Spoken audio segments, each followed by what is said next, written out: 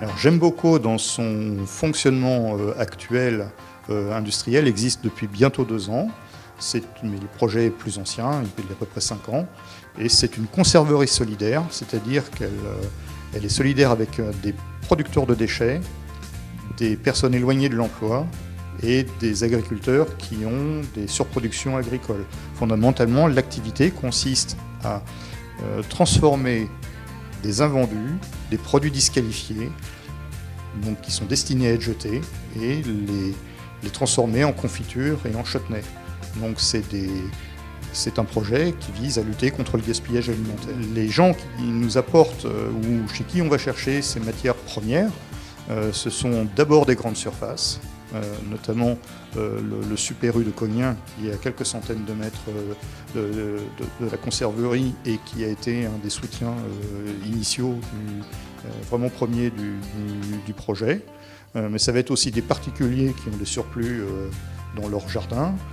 Ça va être des jardins de cocagne comme les Triandines qui ont des surproductions momentanées. Ça peut être la banque alimentaire qui reçoit une quantité trop importante qu'elle ne peut pas écouler auprès de ses bénéficiaires très rapidement.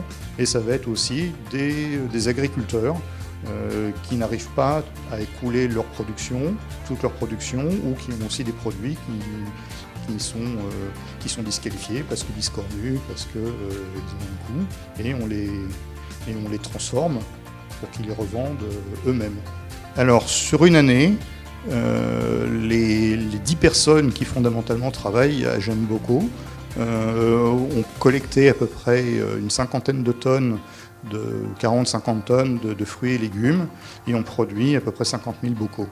Alors fondamentalement, on est un chantier d'insertion, et ce que je vous ai décrit jusqu'à présent, c'est le prétexte, le support technique. Fondamentalement, on est là pour accompagner des personnes les plus éloignées de l'emploi, pour les remettre en condition de rejoindre un emploi en économie plus classique.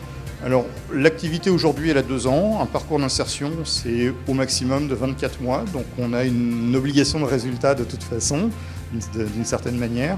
On a déjà 2 personnes qui ont quitté la structure et qui ont retrouvé des postes. C'est un bilan très satisfaisant. Satisfaisant parce qu'on a réussi à le faire tourner. Pour le moment, économiquement, ça tourne. Alors, les feux sont verts, ils peuvent passer au rouge très brutalement, mais ça, dans la circulation, c'est un petit peu la même chose. C'est très satisfaisant d'un point de vue humain par rapport aux personnes en insertion, et on sent que le projet permet de reprendre confiance en soi, qui est quand même une des clés les plus importantes pour retrouver un travail en économie classique.